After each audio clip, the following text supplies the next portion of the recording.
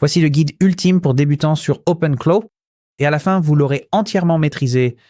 Nous allons partir de zéro pour arriver à une configuration entièrement fonctionnelle avec le déploiement, la sécurité, les coûts, la messagerie, les compétences, la mémoire, les automatisations, le routage des modèles, tout y passe. Et nous allons le faire sans écrire une seule ligne de code. Si vous avez déjà regardé d'autres tutoriels et que vous vous êtes senti dépassé, ou si vous avez déjà essayé de mettre cela en place et que vous avez rencontré un obstacle, restez avec moi. Je vais vous guider à chaque étape, expliquer le pourquoi de chacune et signaler les pièges qui font trébucher la plupart des gens. Dans l'heure qui vient, vous aurez votre propre assistant IA fonctionnant 24 heures sur 24 et 7 jours sur 7 qui vous enverra des messages sur Telegram et accomplira réellement des tâches pour vous. Pas seulement discuter. Allons-y. Alors, qu'est-ce qu'OpenClaw?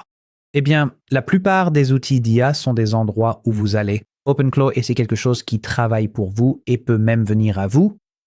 Chat, GPT, Claude, Gemini, ce sont tous des outils que vous ouvrez lorsque vous avez besoin d'aide. Mais OpenClaw est différent. Il tourne 24h24 sur un serveur connecté à vos applis et peut agir de manière autonome. Il y a 3 piliers à cela. D'abord, le cerveau et la mémoire. Connecté au modèle d'IA via API, il mémorise tout et progresse. Ensuite, il reste actif 24h24 et 7h7 pour vous contacter, planifier vos tâches, surveiller vos données et envoyer des alertes. Ensuite, il y a les outils et les actions. Il se connecte à Telegram, Gmail, Calendar, Drive, Slack, Discord et peut réellement accomplir des tâches. Voici quelques exemples concrets que des personnes ont partagés en ligne. Chaque matin à 7h, il vérifie mon agenda, parcourt mes emails et m'envoie mes priorités pour la journée. Il a vu un entretien programmé dans mon agenda et a automatiquement créé un document de préparation, recherché des informations sur l'entreprise et le poste, puis comparé tout cela à mon CV. Ma salle de sport ne permet de s'inscrire qu'à partir de 24 heures avant un cours. Je lui demande donc de surveiller le planning et de m'inscrire automatiquement avant que les cours ne soient complets. Vous verrez peut-être qu'on l'appelle Claudebot ou Moltbot en ligne. C'est le même projet, il a juste changé de nom plusieurs fois. OpenClaw est le nom actuel et c'est avec ça que nous allons travailler aujourd'hui. Alors commençons par voir où faire réellement tourner cet outil. Il y a 3 façons de faire tourner OpenClaw. La première option, c'est votre ordinateur personnel. C'est gratuit et facile à démarrer, mais ça s'arrête dès que vous fermez votre ordinateur portable. Vos fichiers personnels, mots de passe, historique de navigation, tout cela est accessible à l'agent. Si quelque chose tourne mal, cela se passe sur votre machine personnelle, ce qui n'est pas idéal. Deuxièmement, utilisez un Mac mini ou du matériel dédié. C'est bien isolé et toujours allumé en permanence. Mais l'achat initial peut dépasser 500 $. Il faut configurer les ports, gérer les coupures de courant et la stabilité Internet. Troisième option, vous pouvez le faire tourner sur un serveur ou un VPS. C'est un ordinateur séparé dans le cloud. Cela commence à seulement quelques dollars par mois, reste en ligne 24 heures sur 24 et 7 jours sur 7. Et si OpenClaw plante ou qu'il se passe quelque chose, tout est isolé. Si les choses tournent vraiment mal, vous pouvez supprimer le serveur et recommencer à zéro. Pour la plupart des gens, c'est le bon choix. Pour ce tutoriel, nous utilisons Hostinger. Et la raison est simple, il propose un modèle OpenClaw en un clic. Vous n'avez pas besoin d'utiliser le terminal. Vous n'avez pas besoin de connaître Docker. Il vous suffit de cliquer sur Déployer et ça fonctionne pour vous. C'est vraiment facile. Il gère également automatiquement une partie de la sécurité de base. Votre passerelle obtient un port aléatoire et une authentification pré-configurée. Ce qui vous place déjà devant la plupart des configurations existantes. Utilisez le lien à l'écran ou le premier lien dans la description ci-dessous. Cela vous amènera sur cette page et appliquera automatiquement une réduction supplémentaire de 10% sur n'importe quel plan VPS. Par défaut, le plan est automatiquement réglé sur KVM2, ce qui vous donnera largement de quoi évoluer. 2 cœurs de processeur, 8 gigaoctets de RAM, 100 gigaoctets d'espace disk. Mais si vous voulez commencer plus petit et moins cher, vous pouvez toujours passer au plan KVM1 et faire une mise à niveau plus tard. KVM1 suffit pour une configuration basique où votre bot effectue des appels API et exécute quelques automatisations. Mais en ajoutant trop de compétences ou d'agents, un forfait supérieur devient nécessaire. Ou, pour un modèle local comme Ollama, choisissez le plan KVM4 pour assez de RAM. Ici, je choisis KVM1. Comme je l'ai dit, vous pourrez toujours faire une mise à niveau plus tard. Après avoir choisi votre plan, cliquez sur « Déployer ». Accédez au panier ou, dans le récapitulatif, vous verrez que la remise de 10% est appliquée d'office. Maintenant, la première chose à faire est de sélectionner la durée de votre inscription. Vous pouvez choisir entre 1 mois, 12 mois ou 24 mois. Vous devrez choisir au moins 12 mois pour profiter de notre coupon. Mais en général, vous obtenez un meilleur prix mensuel si vous sélectionnez 24 mois. Pour commencer au prix global le plus bas, je vais choisir 12 mois pour cette vidéo. Ensuite, si vous faites défiler vers le bas, il y a une IA prête à l'emploi. Elle est sélectionnée automatiquement, mais je vais la désactiver et je vous recommande de faire de même. Nous pourrons connecter notre propre LLM plus tard. Je vais vous montrer comment faire et cela vous fera économiser un peu d'argent. Ensuite, si vous faites défiler jusqu'en bas, il y a une option pour des sauvegardes automatiques quotidiennes. Maintenant, OpenClock peut reconfigurer son propre environnement. Donc, si quelque chose se casse, avoir des sauvegardes automatiques quotidiennes, c'est comme un bouton d'annulation très puissant qui vaut vraiment chaque centime. 3 $ par mois, c'est un excellent rapport qualité-prix pour ça. Maintenant, si vous souhaitez passer cette option et obtenir le coût de démarrage le plus bas possible, la désactiver vous permettra de vous en sortir pour moins de 70 $ au total. Cependant, comme je l'ai dit, je pense que c'est vraiment puissant, donc je vais l'activer pour ma vidéo ici, au cas où quelque chose casserait. Enfin, vous devrez choisir un emplacement de serveur. En général, choisissez le serveur à faible latence pour plus de vitesse. Une fois configuré, cliquez sur « Continuer ». Sur la page suivante, vous devrez créer un compte. Allez-y et faites-le avec Google, GitHub ou une adresse email. Ensuite, sur la page suivante, saisissez vos informations de facturation pour finaliser le paiement. Après le paiement, vous arriverez sur la page de configuration d'OpenClock. Et je dois préciser tout de suite que cela pourrait avoir un aspect différent au moment où vous suivrez cette vidéo. Hostinger apporte régulièrement des modifications à cette page de configuration.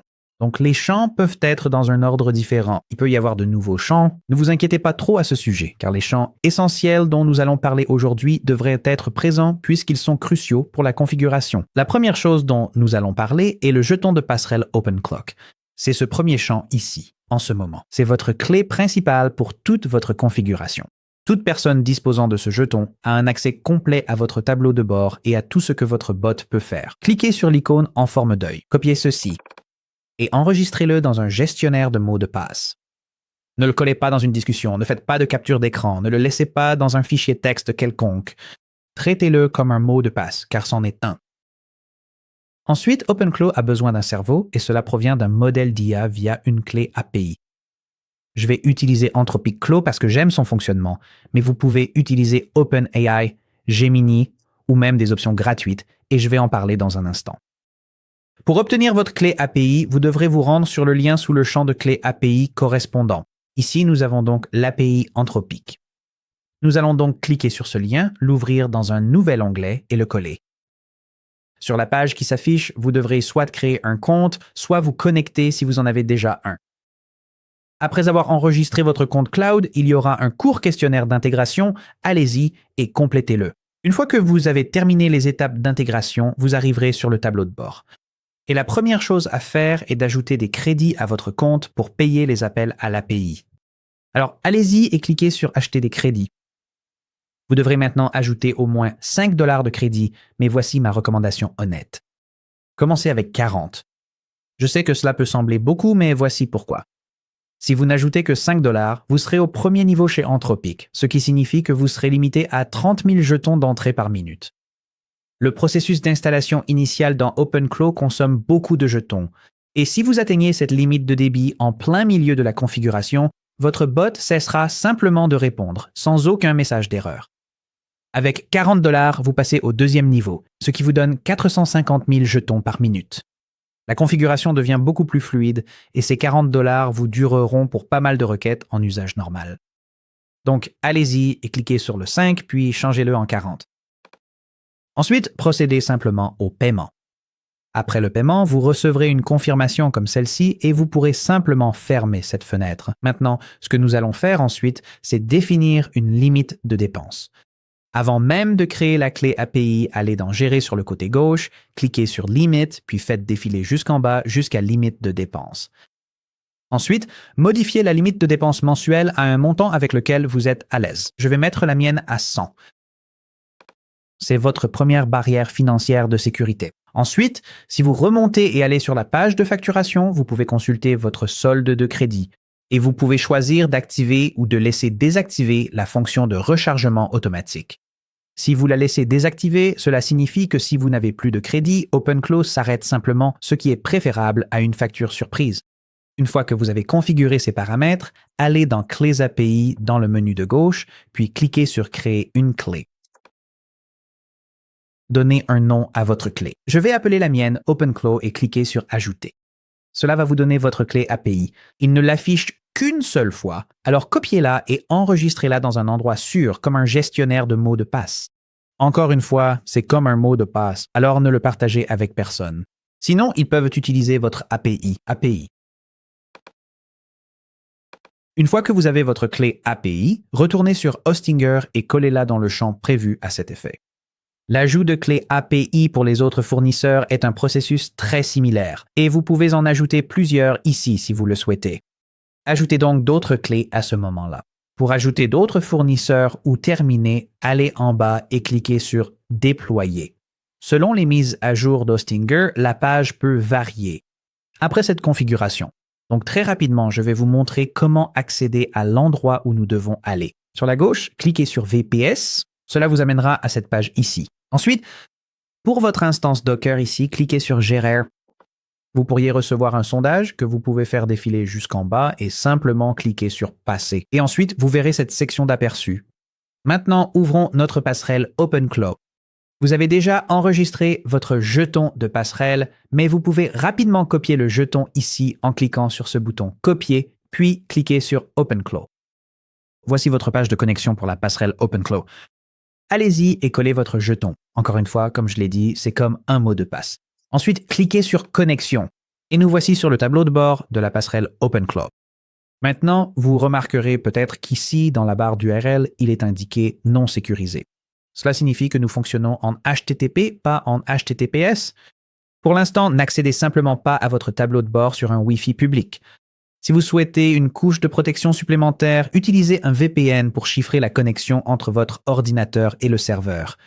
Maintenant, pour une configuration en production, vous voudrez probablement placer cela derrière un proxy inverse et utiliser Tailscale, mais cela dépasse ce que nous allons faire aujourd'hui. Pour cette couche de sécurité supplémentaire, je vous recommande vivement de mettre cela en place. Et je laisserai quelques liens pertinents dans la description ci-dessous une fois que vous aurez terminé cette vidéo. Très bien. Parlons à notre bot pour la première fois. Sur la page de chat ici, tapez simplement « Bonjour ».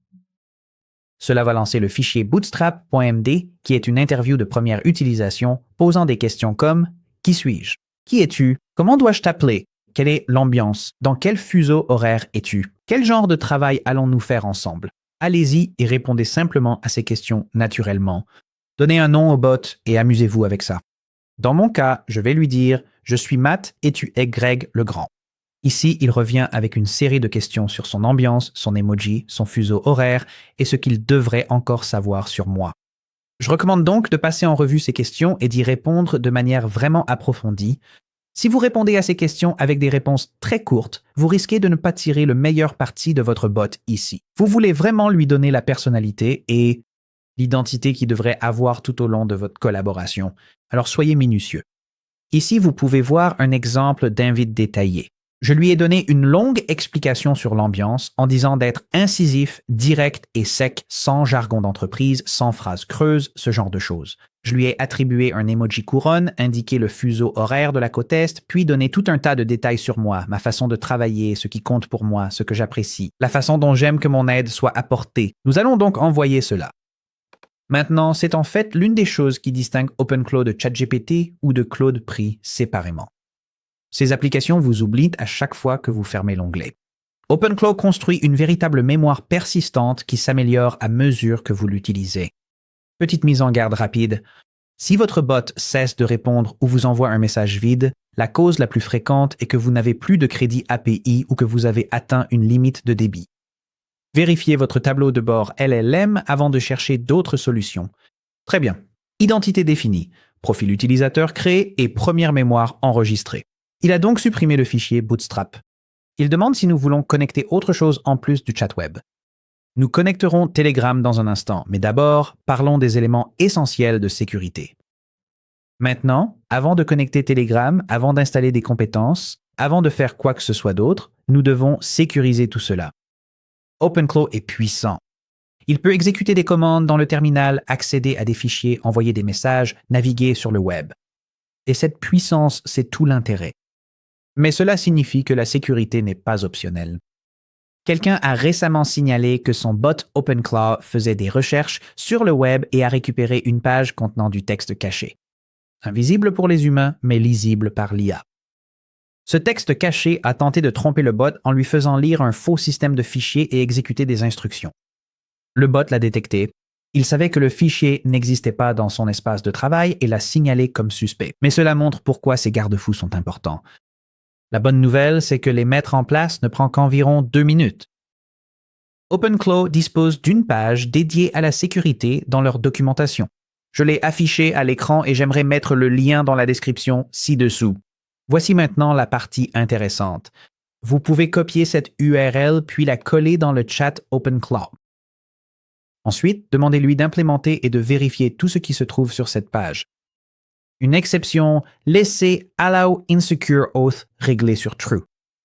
Ensuite, allez-y et envoyez la demande. Votre bot va parcourir la documentation de sécurité et renforcer sa propre configuration. Maintenant, nous allons laisser. L'option Allow Insecure Auth est réglée sur True. Cela fait référence à ce badge non sécurisé dans l'URL dont nous avons parlé plus tôt.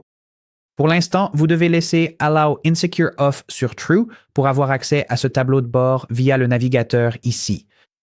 Vous pouvez voir ici qu'il a effectué un audit de sécurité et a trouvé certaines choses qu'il devait corriger en se basant sur la documentation. Vous remarquerez peut-être qu'il se déconnecte pendant un instant. C'est parce qu'il redémarre la passerelle après avoir effectué ses modifications. Et il devrait revenir en ligne dans une seconde. Et voilà. Il vient de renforcer sa propre sécurité. Plutôt cool. Ensuite, nous devons définir quelques règles de comportement, comme les contrôles d'autorisation et les étapes d'approbation. Dites à votre bot quelque chose comme « Lorsque tu envoies des messages en mon nom, rédige-les toujours d'abord et demande mon approbation. » Demande toujours avant de supprimer des fichiers. Demande toujours avant d'effectuer des requêtes réseau. C'est ce qu'on appelle le principe du moindre privilège. N'accordez à l'agent que les autorisations dont il a réellement besoin. Une fois que vous avez envoyé cela, il reviendra vers vous pour vous informer qu'il a ajouté ces règles à ses fichiers internes. Nous avons déjà défini une limite de dépenses du côté de l'API. Maintenant, mettons aussi des garde-fous du côté d'OpenClaw. Dites-lui, si une tâche échoue 3 fois, arrête-toi. Ne laisse aucune tâche s'exécuter indéfiniment. Limite le temps d'exécution à 10 minutes, sauf indication contraire de ma part. Cela évite les histoires de catastrophes nocturnes que vous avez peut-être vues en ligne où quelqu'un se réveille après avoir dépensé plusieurs centaines de dollars en crédit sans s'en rendre compte. Voilà, c'est verrouillé et il a compris ces nouvelles règles. Maintenant, le point le plus important que je veux souligner ici en matière de sécurité, de garde-fou, de sûreté, c'est de commencer petit. Pour ce qui est des canaux de communication, commencez simplement avec Telegram. Ajoutez peut-être 1 ou 2 compétences. Mais ne connectez pas immédiatement des choses comme votre adresse email principale, des services bancaires ou financiers ou votre gestionnaire de mots de passe. Commencez petit, apprenez à comprendre comment cela fonctionne en expérimentant, puis montez en puissance une fois que vous faites confiance à la configuration.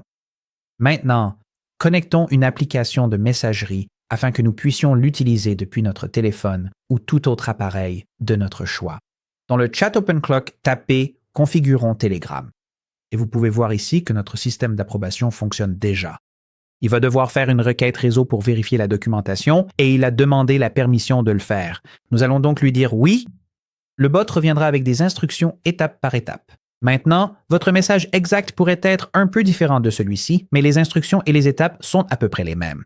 La première chose à faire est d'ouvrir une discussion avec le botfather sur Telegram. Vous pouvez soit aller directement sur Telegram et chercher le botfather, soit cliquer sur le lien spécial que j'ai mis dans la description ci-dessous pour accéder directement à une conversation avec le botfather. Je vais utiliser ce lien ici. Vous serez invité à ouvrir l'application Telegram. Cliquez dessus, vous serez redirigé vers une conversation avec le botfather. Cliquez sur le bouton bleu « Démarrer ». Un message s'affichera avec une liste de commandes. Et celle que nous voulons utiliser est la commande « New bot ». Vous pouvez simplement cliquer dessus. Ensuite, vous devrez nommer votre bot. Donc, je vais simplement l'appeler comme mon bot OpenClaw. Greg Legrand. Maintenant, vous devez choisir un nom d'utilisateur pour votre bot et il doit se terminer par bot. Donc, je vais appeler le mien Greg Legrand Bot. Ah, je suppose que ce nom d'utilisateur est déjà pris. C'est l'autre chose à savoir. Il doit s'agir d'un nom unique dans l'écosystème Telegram. Je vais donc trouver autre chose. Que pensez-vous de Greg, le grand Wonderbot? Très bien. Et celui-là est disponible. Il est écrit « Félicitations pour votre nouveau bot » et il vous donne un lien pour démarrer une conversation directement avec le bot. Au milieu du message, vous recevrez un jeton API. Maintenant, tout comme vos autres jetons dans cette vidéo, celui-ci c'est comme un mot de passe. C'est ainsi qu'OpenClaw va se connecter à notre bot Telegram. Alors allez-y, copiez-le et gardez-le en sécurité. Ne le partagez avec personne. Retournez sur OpenClaw et collez ce jeton de bot. Et après 1 minute ou 2, il vous dira que Telegram est activé et connecté ou quelque chose comme ça. Maintenant, la prochaine chose à faire est d'envoyer un message au bot sur Telegram. Alors retournons-y.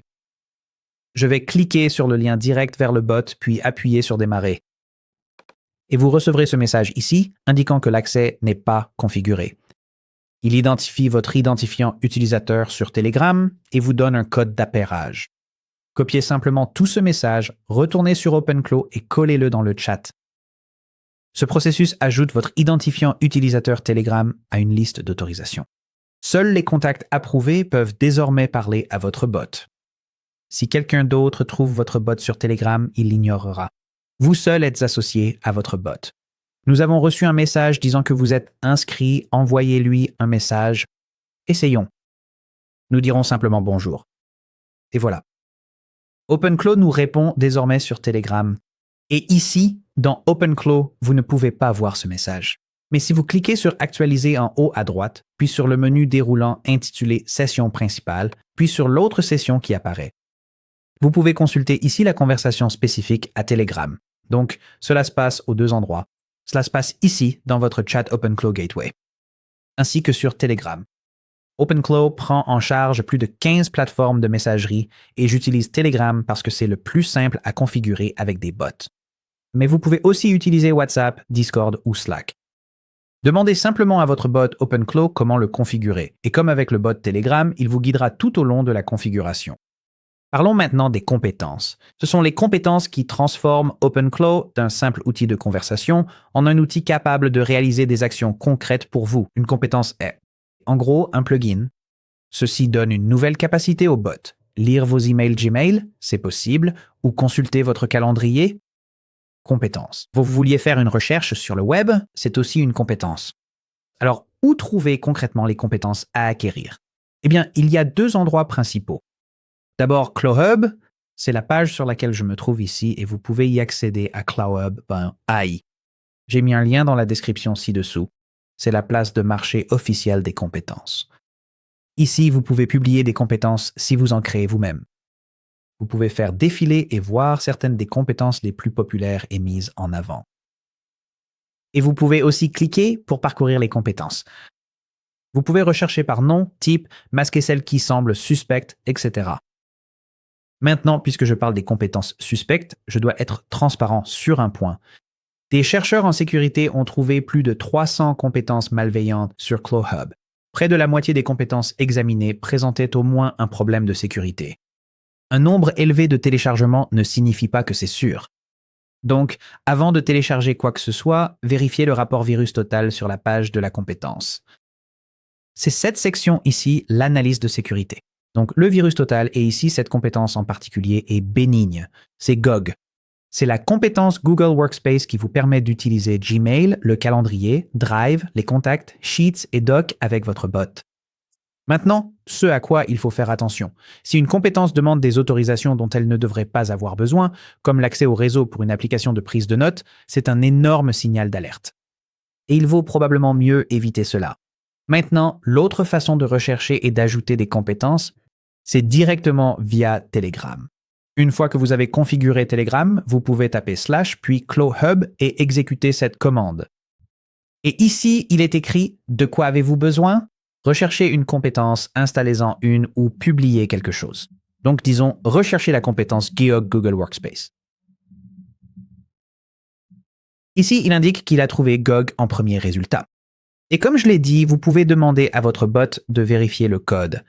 Je dirais, lancez d'abord une analyse de sécurité dessus, vérifiez le code pour voir s'il est fiable, et il revient avec une réponse expliquant que cette compétence particulière n'est qu'une instruction, un fichier et des métadonnées. Il n'y a pas de script louche, pas d'exécutable, pas de code caché. C'est simplement une compétence de documentation. Donc, Gug est la compétence que la plupart des gens veulent installer en premier car elle connecte OpenClaw à l'ensemble de votre Google Workspace. Voyons ensemble comment la configurer. Il suffit de demander au bot d'installer la compétence. Et voilà, il indique que c'est installé, mais nous devons encore la configurer du côté Google. Ici, il nous dit qu'il faut configurer le CLI et OAuth, et il nous donne une commande brew, ce qui signifie en gros qu'on va installer certaines choses avec Homebrew, qui est une commande macOS. Si vous êtes sur Mac, cela fonctionnera. Mais comme nous sommes sur un VPS sous Ubuntu, nous devons procéder différemment. Alors expliquons simplement cela au bot. Je vais dire, je suis sur un VPS sous Ubuntu, pas sur macOS. Je ne peux pas utiliser Homebrew. Guide-moi à travers le processus de configuration d'OAuth. OAuth, si tu ne connais pas déjà, c'est simplement l'authentification qui permet à ce bot de se connecter à Google. Et voilà qu'il revient avec des instructions, avec des commandes que vous pouvez exécuter dans votre terminal, mais en réalité, nous n'avons pas besoin de faire cela. En fait, l'essentiel ici, c'est d'aller sur Google Cloud Console en utilisant le lien ici. Nous allons créer un nouveau projet, configurer quelques API, puis tout connecter entre OpenClaw et Google. Alors, commençons par ouvrir Google Cloud Console. D'abord, vous devrez vous connecter à votre compte Google. Ensuite, vous devrez créer un projet. En haut à gauche, cliquez sur « Sélectionner un projet », puis cliquez sur « Nouveau projet ». Donnez un nom à votre projet. Je vais appeler le mien OpenClaw et cliquer sur « Créer ». Une fois le projet créé, cliquez sur « Sélectionner le projet ». Puis sur la gauche, survolez APIs et services, puis cliquez sur « Activer les API et services ». Nous devons maintenant activer les API pour chaque service Google que nous souhaitons utiliser. Commençons donc par Gmail. Nous allons cliquer sur « Activer les API et services » en haut, puis rechercher Gmail, le sélectionner dans la liste, puis cliquer sur « Activer ». Ensuite, ici, sur la page de l'API Gmail, nous pouvons voir que le statut est défini sur « Activer ». Nous devons maintenant ajouter le service Google suivant. Cliquez sur la flèche de retour en haut à gauche, puis répétez le processus. Cliquez sur « Activer les API et services » et recherchez votre prochaine compétence. Répétez cette opération pour toutes les compétences Google Workspace que vous souhaitez utiliser. Gmail, Agenda, Drive, Sheets, Doc, Contact. Et pour être honnête, ce processus OAuth est probablement la partie la plus pénible de toute l'installation. Vous créez un projet dans Google Cloud, vous activez les API une par une et vous configurez les écrans de consentement OAuth. L'ensemble du processus prend environ 10 à 15 minutes et peut paraître vraiment fastidieux. Mais une fois que c'est fait, et la récompense en vaut vraiment la peine. Une fois que vous avez ajouté toutes vos API individuelles, cliquez ensuite sur Écran de consentement OAuth dans le menu de gauche. Puis cliquez sur Commencer. Donnez un nom à votre application. Encore une fois, nous l'appellerons OpenClaw. Sélectionnez votre adresse email dans le menu déroulant Email d'assistance utilisateur et cliquez sur Suivant. Pour l'audience, sélectionnez Externe. Cliquez sur Suivant. Pour les informations de contact, ajoutez simplement votre propre adresse email. Cliquez sur Suivant. Et ensuite, acceptez les conditions d'utilisation. Cliquez sur « Créer » lorsque vous avez terminé. Parfait. Maintenant que notre configuration OAuth est en place, cliquez sur « Audience » dans le menu de gauche. Et ici, nous allons ajouter un utilisateur de test. Faites défiler la page vers le bas, puis cliquez sur « Ajouter des utilisateurs » dans la section « Utilisateurs de test ». Ensuite, saisissez votre adresse email et cliquez sur « Enregistrer ». Nous devons maintenant configurer nos identifiants OAuth. Cliquez sur le menu Hamburger en haut à gauche. Puis, sous API et services, cliquez sur Identifiant. En haut, cliquez sur Créer des identifiants. Puis sélectionnez ID client OAuth. Dans le menu déroulant du type d'application, sélectionnez Application de bureau et donnez-lui un nom. Je vais l'appeler OpenClaw, puis cliquez sur Créer. Et ici, nous avons une confirmation indiquant que le client OAuth a été créé. Maintenant, ce que vous devez faire ici, c'est télécharger le fichier JSON en bas de cette fenêtre contextuelle. Ensuite, retournez sur votre Telegram et joignez le fichier JSON à un message. Et donnez un peu de contexte. J'ai indiqué que j'ai activé les API pour tous les services Google Workspace et que j'ai configuré OAuth. Voici le fichier JSON du secret de mon client. Veuillez connecter mon compte Google. Vous verrez le bot commencer à fonctionner en expliquant sa réflexion et son processus en quelques messages. Et finalement, il reviendra et demandera à quel compte Google cet email correspond. Donc je vais expliquer. Je vais donc saisir mon adresse email et l'envoyer. Ensuite, généralement, ce qu'il va faire, c'est revenir avec une liste d'instructions pour vous en commençant par ouvrir une URL dans votre navigateur. C'est cette URL incroyablement longue ici. Allez-y et cliquez dessus pour l'ouvrir. Vous devrez sélectionner votre compte Google, puis vous recevrez un avertissement indiquant que Google n'a pas vérifié cette application, mais ce n'est pas grave. Il est indiqué que vous ne devez continuer que si vous connaissez le développeur. Dans ce cas, c'est vous le développeur, alors allez-y et cliquez sur Continuer. Ensuite, cliquez de nouveau sur Continuer, puis cochez la case à côté de Tout sélectionner, faites défiler vers le bas et cliquez sur Continuer. Vous allez maintenant recevoir une erreur indiquant que ce site est inaccessible. C'est normal. Et en fait, c'est le résultat attendu. Allez-y et copiez cette URL complète dans votre barre d'adresse, puis collez-la dans le chat sur Telegram. La plupart du temps, cela terminera le processus et votre Google sera connecté. Mais dans certains cas, vous devrez peut-être résoudre un problème de phrase secrète. Dans ce cas, cliquez simplement sur la nouvelle URL de redirection et suivez la même procédure. Collez à nouveau cette URL. Et voilà. Nous avons reçu un message de confirmation indiquant que nous sommes pleinement connectés et opérationnels. Maintenant, vérifions que cela fonctionne. Demandons à OpenCloud d'ajouter un événement à notre calendrier. Je vais ajouter une réunion avec John Smith à mon agenda à midi, vendredi 6 mars. Elle pose une question de clarification demandant quelle devrait être la durée de la réunion. Nous allons indiquer une heure et l'inscrire sur le calendrier par défaut. Et voilà, nous avons une nouvelle réunion inscrite au calendrier à midi, vendredi. Voilà donc un test d'écriture. Maintenant, faisons un petit test de lecture. Ajoutons quelque chose pour 13 heures, au calendrier mercredi. Je viens de programmer un déjeuner avec Dave à 13 heures. Et maintenant, nous allons demander à OpenCloud qu'est-ce qu'il y a sur mon calendrier mercredi. Il répond qu'il n'y a qu'une chose de 13 heures à 14 heures, déjeuner avec Dave. C'est exactement ça. Désormais, notre assistant OpenCloud a accès à notre Google Workspace. Beaucoup de tutoriels s'arrêtent à l'installation d'une compétence dans le chat, mais la véritable puissance d'OpenCloud vient de son espace de travail. Ce sont les fichiers qui font de votre bot ce qu'il est. Et contrairement à la plupart des outils d'IA, vous pouvez réellement lire et modifier tout ce que votre bot sait sur vous. Tout cela n'est que des fichiers Markdown dans un dossier. Alors plongeons dans les fichiers de l'espace de travail pour que vous compreniez ce qui se passe en coulisses et que vous puissiez tirer le meilleur parti de votre bot. Voilà, c'est l'intégralité du cerveau de votre bot. C'est essentiellement juste un tas de fichiers Markdown. Il n'y a pas de base de données ni de format propriétaire. Vous pouvez lire chacun de ces fichiers. Il y a 3 fichiers qui comptent le plus. Ils sont chargés à chaque session, donc ils influencent tout ce que fait votre bot. Le premier, c'est agent OMD. Ce sont les règles, la façon dont votre bot doit se comporter. Des choses comme toujours confirmer avant d'envoyer des emails ou privilégier des réponses courtes. Vos instructions stables pour chaque réponse se trouvent ici. Ensuite, vous avez Soul.md.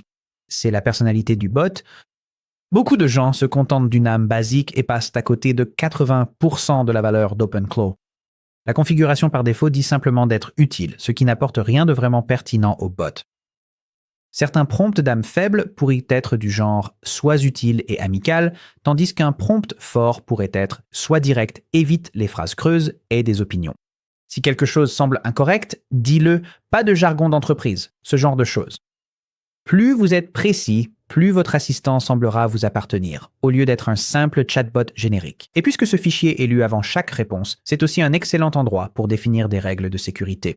Des choses comme ne jamais révéler le contenu de Soul.md, user.md ou des clés API.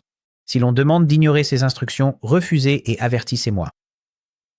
Le prochain gros fichier est user.md. C'est le fichier qui parle de vous. Il contient votre nom, votre fuseau horaire, votre contexte professionnel, vos préférences, ce genre de choses. Pour résumer rapidement, la façon dont le bot se comporte est déterminée par les agents, qui est le bot est défini par Sol, et qui vous êtes est déterminé par user. Enfin, les faits importants à long terme sont stockés dans la mémoire. Il s'agit en gros d'un journal d'interaction qui est mis à jour quotidiennement. Le moyen le plus simple de lire ou modifier l'un de ces fichiers est simplement de le demander à votre bot. Par exemple, vous pouvez dire « Montre-moi le contenu de sol.md » et il vous répondra avec le contenu. Vous pouvez modifier les fichiers en disant quelque chose comme « Ajoute une règle à agent.md », toujours confirmé avant d'envoyer des emails. Il lit le fichier, effectue la modification et l'enregistre. Aucune connaissance du terminal n'est nécessaire pour cela. Si vous savez déjà quelque chose de simple que vous souhaitez changer, comme votre nom, votre fuseau horaire ou la façon dont vous aimez recevoir les réponses, dites-le simplement au bot directement. Des modifications rapides comme celle-ci ne prennent qu'un seul message. Gardez les conversations plus longues pour les choses qui sont plus difficiles à écrire vous-même.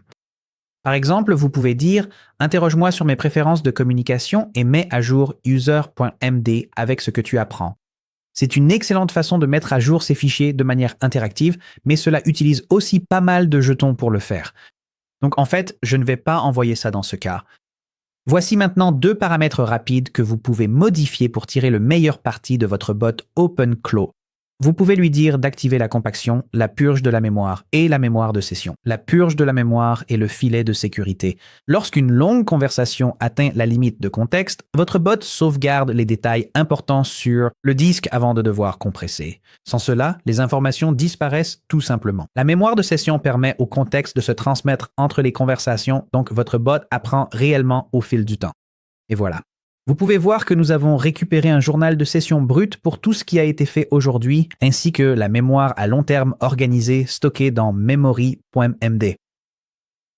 D'accord. Maintenant que vous comprenez les fichiers de l'espace de travail, parlons du heartbeat et des tâches cron. C'est là qu'OpenClaw cesse de ressembler à un simple chatbot et commence à ressembler davantage à un véritable assistant. Commençons par les tâches cron. Les tâches cron sont des tâches planifiées, des choses que votre bot fait automatiquement à des moments définis sans que vous ayez à le demander. Par exemple, sur Telegram, nous pouvons dire à notre bot de créer une tâche quotidienne. Chaque matin à 7 heures, vérifie la météo pour Paris, consulte mon Google Agenda pour la journée, scanne mon Gmail pour tout message urgent et envoie-moi un résumé sur Telegram avec mes principales priorités du jour. En général, ce qui se passe ensuite, c'est que le bot confirme la tâche. Ensuite, il va demander si vous souhaitez lancer un test maintenant afin que vous puissiez voir le résultat. Allons-y et disons oui. Voyons à quoi cela va ressembler. Et voilà. Demain matin à 7 heures, cela apparaîtra automatiquement sur mon téléphone. Je ne l'ai pas demandé, ça se fait tout seul. C'est la différence entre une IA que vous consultez et une IA qui travaille pour vous 24 heures sur 24, 7 jours sur 7. Maintenant, parlons du heartbeat. Le heartbeat est similaire mais différent. Au lieu de s'exécuter à une heure précise, il se réveille à des intervalles plus courts et vérifie certaines choses. Voici maintenant une erreur que presque tout le monde fait et je le sais parce que c'est partout sur les forums. Les gens mettent le tout dans le fichier heartbeat, vérifient mes emails, passent en revue mon agenda, met à jour ma mémoire, fait des recherches sur ce dont j'ai parlé hier. Cela consomme énormément de jetons parce que le heartbeat s'exécute toutes les 30 minutes et à chaque exécution, il charge toute la fenêtre de contexte. Voici donc un guide. Si cela doit s'exécuter à une heure précise, faites-en une tâche cron. Si cela doit surveiller quelque chose en continu, utilisez Heartbeat. Les briefings quotidiens, les revues hebdomadaires, les rappels, tout cela devrait être des tâches cron. Alerte-moi si quelque chose d'urgent arrive, Heartbeat. Pour activer votre Heartbeat, il vous suffit de lui dire « Active heartbeat.md ». Et voilà. Le Heartbeat est actif. Il va surveiller les prochains événements du calendrier et les nouveaux emails, puis me prévenir uniquement si quelque chose nécessite notre attention. Maintenant, une chose à surveiller. Si votre Heartbeat s'exécute toutes les 30 minutes sur un modèle coûteux, cela finit par chiffrer. Assurez-vous que les tâches de vérification de routine utilisent un modèle moins cher. Nous allons configurer le routage des modèles dans la prochaine section. Parlons maintenant du modèle d'IA à utiliser réellement, car c'est à la fois une décision de coût et de sécurité. La version simple, c'est d'utiliser un modèle puissant pour réfléchir et un modèle économique pour exécuter. Laissez-moi donc vous montrer la hiérarchie ici. Votre premier niveau correspondra à vos modèles les plus coûteux, mais aussi les plus puissants. Cela inclut des modèles comme Claude Opus ou GPT 5.2 Pro. Le niveau 2 sera un peu moins cher, mais reste très performant pour les tâches quotidiennes. Cela correspond à des modèles comme Claude Sonnet ou GPT 5.2, simplement la version standard. Le niveau 3 est le moins cher dans l'ensemble, avec des modèles comme Haiku de Claude ou GPT 5.2 Mini. Ce sont des modèles rapides et bon marché. Haiku est 25 fois moins cher qu'Opus, donc il est idéal pour les tâches de routine. Et puis, il y a les options gratuites. En ce moment, vous avez des modèles comme Kimi K 2.5 via NVIDIA. C'est gratuit, mais plutôt lent. Et vous avez aussi des modèles locaux via Ollama. Cela ne coûte rien à faire tourner parce que c'est un modèle local, mais il vous faudra une puissance de calcul plus importante, soit un VPS plus puissant, soit une machine locale équipée d'un GPU et d'un CPU assez performants pour le faire fonctionner. Alors parlons de chiffres concrets, car c'est souvent ce qui pose problème à beaucoup de gens. Et maintenant que vous avez tout vu en action, vous comprendrez pourquoi. OpenClaw lui-même est gratuit et open source. Ce qui coûte de l'argent, ce sont deux éléments clés. Premièrement, la machine sur laquelle vous l'exécutez. Si vous utilisez un VPS, cela peut vous coûter entre 5 et 12 $ par mois selon le forfait et la durée. C'est un coût fixe et prévisible. Le deuxième élément, c'est le coût de l'API. Personne ne vous le dit à l'avance, mais le coût dépend entièrement du modèle que vous utilisez. Les LLM économiques peuvent coûter entre 5 et 20 $ par mois. Les LLM standards de milieu de gamme peuvent coûter environ 30 à 80 $ par mois. Et les modèles phares haut de gamme peuvent coûter de 100 à 300 $, voire plus, par mois. Une seule requête sur Opus Cloud peut coûter entre 2 et 6 $ si vous lui faites effectuer beaucoup d'opérations. C'est parce qu'OpenClaw charge l'intégralité de votre espace de travail, vos fichiers d'identité, vos outils de mémoire, l'historique des conversations, à chaque message. Une simple question peut utiliser entre 50 000 et 100 000 jetons avant même que le modèle ne commence à réfléchir. Nous allons donc mettre en place un routage intelligent pour économiser 40 à 60 %. Si vous n'utilisiez que le modèle haut de gamme, une utilisation légère pourrait vous coûter de 60 à 200 $ par mois. Mais une utilisation intensive pourrait facilement vous coûter de 200 à 500 $ par mois. Il y a même une histoire sur Reddit d'une personne qui dépensait 200 $ par jour en faisant tout tourner sur Opus. Parlons donc des 3 pièges de coûts à éviter. Tout d'abord, n'utilisez pas les LLM de niveau 1 pour tout. À 2 à 6 $ par requête, vous pourriez facilement dépenser 40 à 120 $ par jour si vous ne faites pas attention. Ensuite, évitez les boucles de réessai. Sans limite, une tâche bloquée épuise vos crédits. Nous avons mis ces garde-fous pour cela. Tout ira bien si vous avez suivi. Et enfin, troisièmement, évitez les heartbeats coûteux, c'est-à-dire ne faites pas tourner les heartbeats sur des modèles onéreux. Vous vous souvenez du heartbeat que nous venons de configurer? Si celui-ci s'exécutait toutes les 30 minutes sur Opus, cela ferait environ 50 appels API par jour. Cela devient très vite coûteux. Alors, comment ajouter réellement plus de modèles et indiquer à votre bot lequel utiliser? Eh bien, il y a 2 étapes. D'abord, ajoutez votre clé API en toute sécurité. Ensuite, ajoutez les règles. Rappelez-vous ce que nous avons dit plus tôt, ne collez jamais de clé API dans une conversation avec votre bot. À la place, allez sur votre hébergement ou tableau de bord, ouvrez Docker Manager, ouvrez vos projets, puis cliquez sur Gérer pour votre projet OpenClaw, faites défiler jusqu'en bas de la page, puis ouvrez le menu déroulant Environnement. Ceci est votre section Variables d'environnement. C'est ici que se trouve votre clé API Anthropic ou toute autre API que vous avez configurée précédemment. Vous pouvez également ajouter de nouvelles clés API ici. En cliquant sur Environnement Plus, donnez un nom à votre clé. Par exemple, je vais ajouter une clé OpenAI maintenant. Je vais donc taper open.ai_API_key. Ensuite, je récupérerai ma clé open.ai et je la collerai dans le champ de valeur. Cliquez ensuite sur Enregistrer et déployer. Cela permettra de redéployer votre projet et de redémarrer le conteneur avec les nouvelles clés chargées. Une fois que c'est terminé, vous verrez un indicateur vert indiquant que tout fonctionne. Ensuite, vous voudrez confirmer avec votre bot que vous avez ajouté la clé API et qu'il sait qu'elle est présente. Donc sur Telegram, il dira « J'ai ajouté une clé API open.ai. Peux-tu la voir et l'utiliser ?» Et c'est précisément pour cela que nous voulons vérifier, plutôt que de supposer que tout est correctement configuré. Il indique qu'il ne voit que la clé Anthropic en cours d'exécution et il demande où je l'ai ajoutée. Donc je vais dire « Je l'ai ajoutée dans les variables d'environnement de mon conteneur Docker ». Et il répond qu'il faudra probablement redémarrer la passerelle OpenClaw pour que la nouvelle variable soit prise en compte par le processus en cours. Et il propose de redémarrer la passerelle. Alors disons simplement « Oui, merci de redémarrer ». Et ici, il semble que le processus se soit bloqué quelque part. Donc, laissez-moi vous montrer comment redémarrer manuellement votre VPS. De retour sur Hostinger, allez dans l'aperçu de votre section VPS. Ensuite, à côté de votre système d'exploitation, dans notre cas Ubuntu 24.04, cliquez sur Redémarrer le VPS. Puis cliquez sur Redémarrer pour confirmer. Vous recevrez une confirmation indiquant que le VPS a été redémarré. Ensuite, vous pouvez cliquer sur vos projets Docker. Ici, il est indiqué qu'OpenClose fonctionne, alors vérifions cela. Je vais dire « Bonjour, peux-tu voir la nouvelle clé API OpenAI que j'ai ajoutée aux variables d'environnement ?» juste pour être vraiment précis. Et il semble qu'ici, nous ayons encore une erreur. Si vous avez des erreurs comme celle-ci, mieux vaut rouvrir votre tableau de bord OpenClaw Gateway pour voir le détail des erreurs. Ouvrons notre gestionnaire Docker et copions le jeton Gateway. Collez notre jeton Gateway sur la page de connexion OpenClaw. Dans le tableau de bord Gateway, vous pouvez vous assurer que le cerveau est activé ici pour voir le processus de réflexion réel et les journaux détaillés complets après chaque prompt que vous avez envoyé. Ici, nous pouvons donc faire défiler la conversation vers le haut. Et la dernière chose envoyée est « Oui, veuillez redémarrer ». Ensuite, nous pouvons voir que la passerelle a été redémarrée. Mais il y a ensuite eu un problème.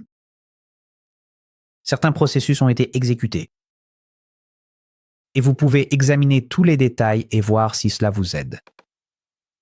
Si vous souhaitez examiner les journaux plus en détail, vous pouvez faire défiler le côté gauche sous paramètres, cliquer sur journaux et consulter les journaux eux-mêmes.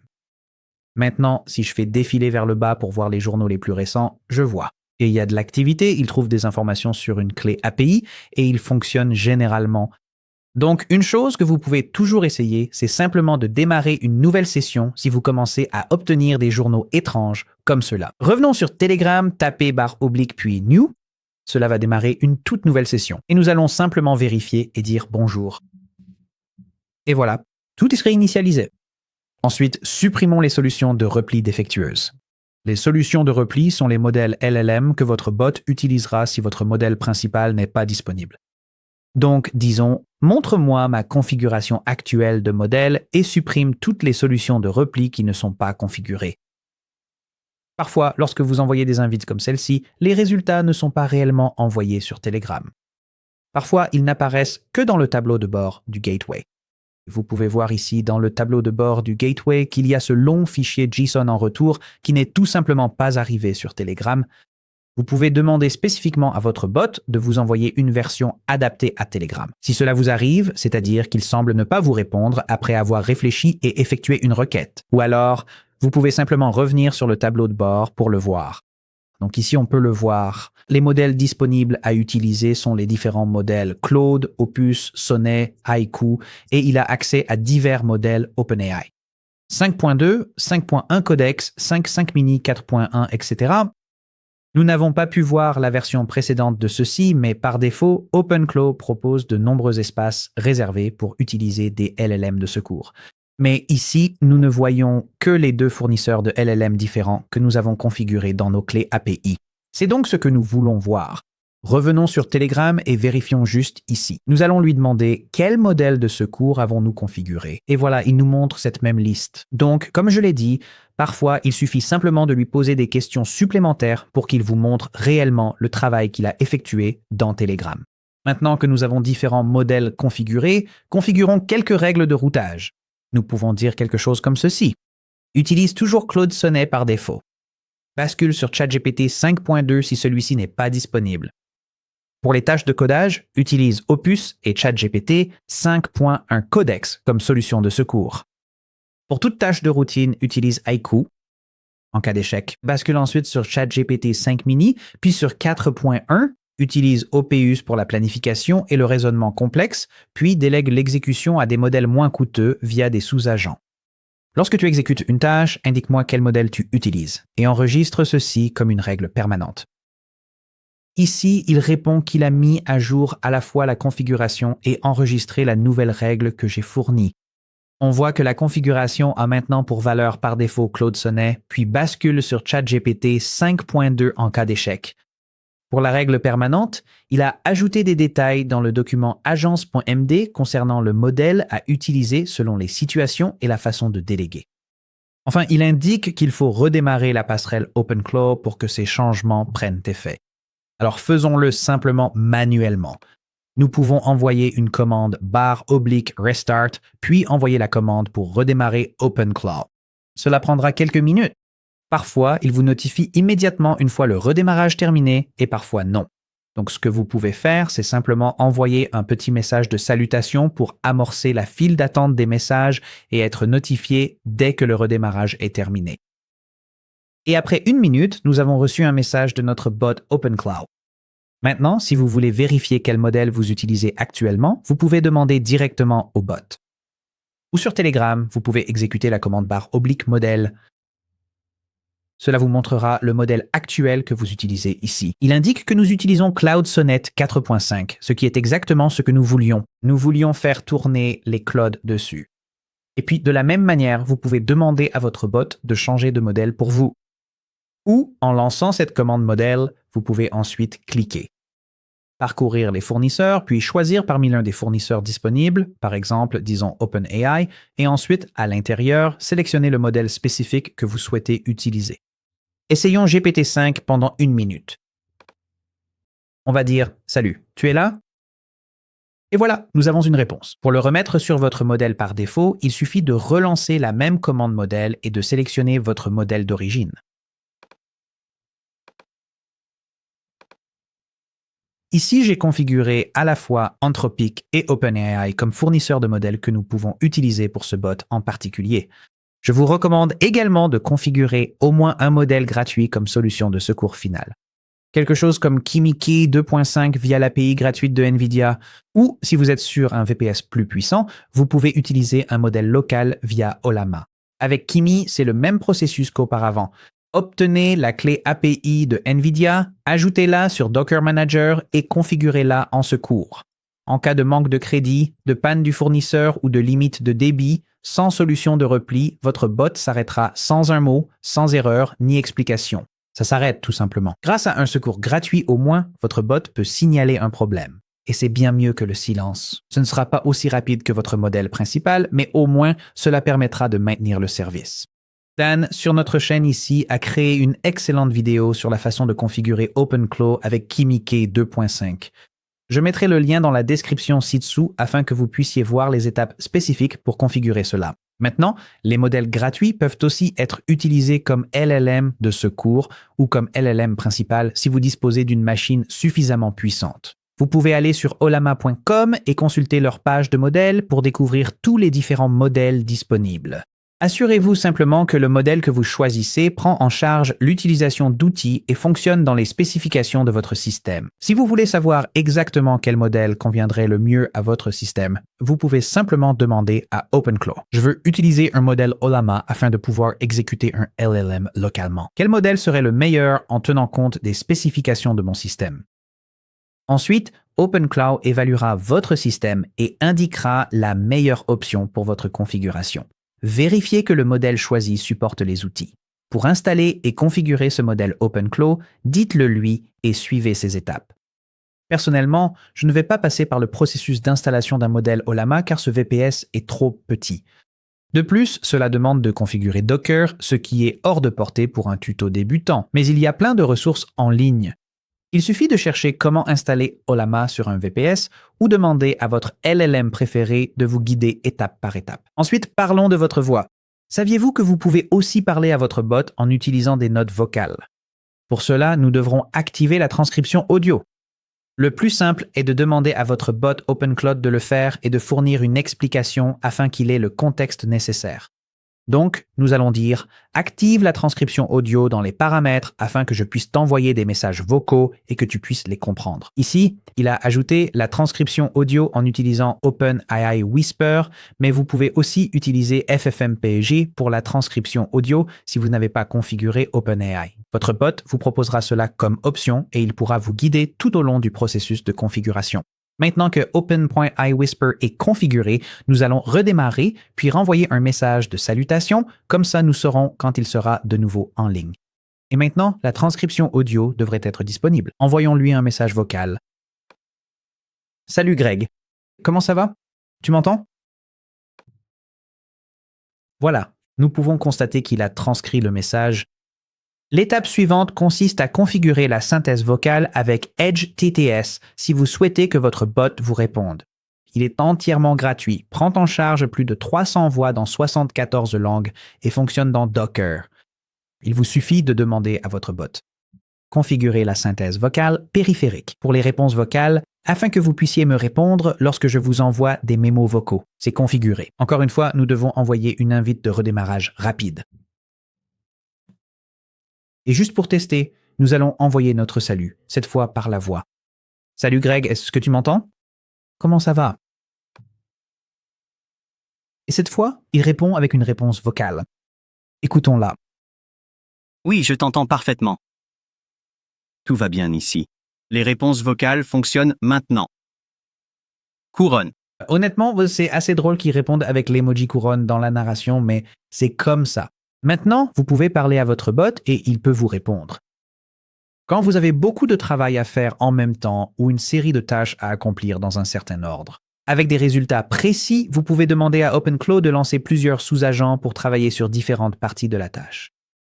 Par exemple, on peut dire quelque chose comme « Faites des recherches simultanées sur ces 3 plateformes d'assistants IA et établissez un tableau comparatif. 1. NAN2, Zapier 3. » Sur make.com, découvrez pour chaque application ses fonctionnalités, son prix et sa principale limitation. Ensuite, compilez toutes les informations dans un seul tableau récapitulatif. Utilisez des sous-agents pour effectuer des recherches sur les 3 simultanément. Mon bot, Greg, ici, revient et dit « Je vais faire apparaître 3 sous-agents pour étudier ces plateformes simultanément. » C'est en fait un moment vraiment génial. Il revient en disant qu'il ne peut pas lancer les sous-agents pour le moment, car il n'a pas encore accès à la recherche sur le web. Nous devons activer cette fonctionnalité. L'une des façons les plus populaires de rechercher sur Internet avec OpenClaw est d'utiliser l'API Brave Search. Pour la mettre en place, il suffit de faire une recherche web pour Brave Search API, d'ouvrir le premier résultat trouvé, de cliquer sur Get Started, puis de créer un compte. Et ensuite, une fois que vous avez terminé, vous arriverez sur le tableau de bord de l'API de recherche. Comme pour nos LLM, vous devrez ajouter des crédits API et générer une clé API. Allez dans Facturation, ajouter un moyen de paiement, puis allez dans Offre disponible sous abonnement. Et commencez avec la recherche. Confirmez l'abonnement. Et cela vous donne 5 $ de crédit gratuit chaque mois, ce qui est largement suffisant. Vous pouvez même définir une limite d'utilisation à 5 $ par mois. Voilà. Donc, même si nous avons ajouté un moyen de paiement, en théorie, cela limitera nos dépenses à la limite des 5 $ de crédit gratuit. Ensuite, allez dans Clé API, ajoutez une clé API, nommez-la, puis copiez-la. Retournez sur Hostinger, gérez votre instance OpenClaw, faites défiler jusqu'en bas dans votre environnement, ajoutez la clé API Brave, puis collez la valeur de la clé API. Enregistrez et déployez. Et une fois que tout est à nouveau opérationnel, retournez sur Telegram et indiquez-lui que vous lui avez donné accès au nouvel outil. Je t'ai donné la clé API Brave. Veuillez continuer, lancer les sous-agents et terminer le projet de recherche. Et après 1 minute, nous recevons une réponse indiquant que les 3 sous-agents fonctionnent désormais simultanément. Et ensuite, la recherche est lancée. Votre recherche et la réalisation de la recherche, tout cela en même temps. Puis il est revenu en disant que le sous-agent avait terminé. Et il est revenu avec la fin et la recherche. Théoriquement, il travaille encore sur l'autre recherche en ce moment. Alors allons sur notre passerelle et voyons ce qui se passe réellement. Si nous actualisons ici, si nous regardons nos obsessions dans le menu déroulant, plusieurs sous-agents sont en cours d'exécution. Zapier Research, Make Research et N8N Research. Voyons ce qui se passe dans la session de recherche Zapier. On dirait qu'il a déjà terminé la recherche et qu'il va la transmettre à l'agent principal. Même chose pour Make. Et pareil pour N8N. Le travail est fait. Demandons à l'agent principal sur Telegram son retour. Les rapports Make et Zapier sont prêts. Il attend un module. On a vu des choses dans ce sous-agent, mais le rapport final manque encore. Alors, on va juste lui laisser 1 minute pour terminer sa tâche, puis on regardera ce qu'il a produit. Et tout simplement, les 3 sous-agents ont terminé leur travail et l'agent principal, ici dans notre chat Telegram, a compilé un rapport. Bon, il faut admettre que ce rapport n'est pas très agréable à regarder dans ce format, mais vous pouvez tout copier et le coller dans un document texte, puis le formater comme vous le souhaitez pour le rendre lisible. Ceci est un exemple vraiment simple de ce qu'il est possible de faire avec des sous-agents. Les sous-agents peuvent en réalité devenir bien plus complexes. Par exemple, vous pourriez avoir un sous-agent qui fait une étude de marché sur les concurrents, puis transmet ces informations à un autre sous-agent. Celui-ci ferait alors une analyse financière, puis passerait le tout à un troisième sous-agent. Ce dernier pourrait alors assembler un rapport à remettre aux investisseurs. Les possibilités sont infinies. Maintenant, parlons de la façon de mettre à jour OpenClaw et de récupérer si quelque chose tourne mal. Tout d'abord, OpenClaw est mis à jour assez fréquemment, parfois plusieurs fois par semaine. Sur Telegram, vous pouvez simplement demander à votre bot de vérifier les mises à jour. Et si le bot trouve une mise à jour, il vous demandera si vous souhaitez l'installer. Vous pouvez simplement répondre oui. Une fois la mise à jour terminée, vous recevrez une notification sur Telegram et il vous demandera si vous souhaitez redémarrer. Vous pouvez donc procéder au redémarrage pour appliquer les modifications. Vous pouvez simplement cliquer sur la commande redémarrer à ce moment-là, sur ce message-là. L'autre façon de mettre à jour OpenClaw est directement depuis votre hébergeur ou votre gestionnaire Docker. Trouvez votre projet OpenClaw, cliquez sur les 3 points à côté puis cliquez sur mettre à jour. Parlons maintenant de ce qu'il faut faire lorsque quelque chose ne va pas. Si votre bot commence à faire quelque chose qu'il ne devrait pas faire, la première chose à essayer est simplement de dire au bot « Arrête tous les processus immédiatement ». Il se peut que vous receviez une réponse demandant des précisions, et vous pouvez discuter avec le bot comme vous le feriez normalement. Maintenant, si discuter avec le bot ne permet pas d'arrêter quoi que ce soit, le problème c'est que cela se produit actuellement et que le processus continue de s'exécuter en arrière-plan. Dans ce cas, la prochaine chose à faire est d'utiliser le gestionnaire Docker de Hostinger. Dans Hostinger, cliquez sur les 3 points à côté de votre projet OpenClaw, puis cliquez sur Arrêter. Cela prendra un instant, puis vous recevrez une notification indiquant que le projet a été arrêté et une petite icône de pause apparaîtra à côté. Maintenant, l'option nucléaire, c'est si, pour une raison quelconque, cela ne fonctionne pas, même si ça devrait. Mais si un processus tourne et que vous n'arrivez pas à l'arrêter, vous pouvez toujours révoquer complètement votre clé API. Donc, si vous utilisez OpenAI, par exemple, et que votre bot devient incontrôlable, vous pouvez toujours retrouver votre clé API dans le tableau de bord OpenAI. Il suffit alors de cliquer sur la corbeille, puis de révoquer la clé. Le bot perd instantanément son cerveau. Maintenant, comme OpenClaw peut modifier sa configuration, il arrive parfois que des choses se cassent et que vous deviez revenir à une version précédente. La façon la plus simple de faire cela est via votre hébergeur ou votre tableau de bord. Allez dans Sauvegarde et Surveillance, puis dans Instantané et Sauvegarde. Et à partir de là, restaurez à partir d'une sauvegarde automatique. Pour faire cela, il vous suffit de cliquer sur Restaurer. Maintenant, si vous savez que vous allez effectuer une modification qui pourrait casser votre configuration, ce que je recommande, c'est de prendre un instantané. Un instantané est en fait une sauvegarde instantanée. Donc, vous pouvez aller dans votre hébergeur ou votre tableau de bord ici, puis simplement cliquer sur Créer un instantané. Vous devrez cliquer sur Créer pour confirmer. Le processus prendra quelques minutes et une fois terminé, dans la section des instantanés ici, vous devriez avoir une sauvegarde instantanée. De cette façon, lorsque vous effectuez la modification de configuration, si quelque chose ne fonctionne plus, vous pouvez simplement cliquer sur Restaurer et revenir juste avant le changement de configuration. Vous venez de passer de 0 à un assistant IA entièrement fonctionnel, déployé sur votre propre serveur, connecté à Telegram et intégré à vos applications Google. Vous, avec des automatisations programmées, un routage intelligent des modèles et des garde-fous appropriés en place. Commencez simplement. Posez-lui des questions. Confiez-lui de petites tâches. Laissez-le vous découvrir. Puis progressez. Utilisez le lien en description pour 10% de remise en plus sur votre hébergement ou VPS. Merci d'avoir regardé.